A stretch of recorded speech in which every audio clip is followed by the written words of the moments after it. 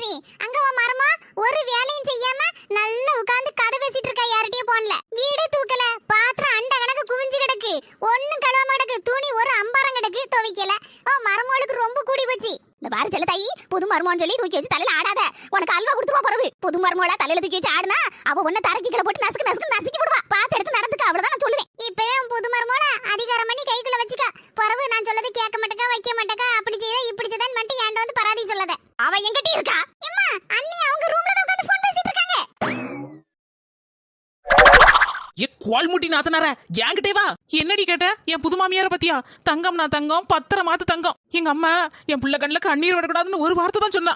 அதை என் மாமியார் இன்னைக்கு கடைபிடிச்சிட்டு இருக்காங்க. ஒரு வெங்காயம் கூட வெட்ட விட மாட்டாங்கன்னா பாத்துக்கியா. அவ்வளவு வேலை இழுத்து போட்டு செய்வாங்க.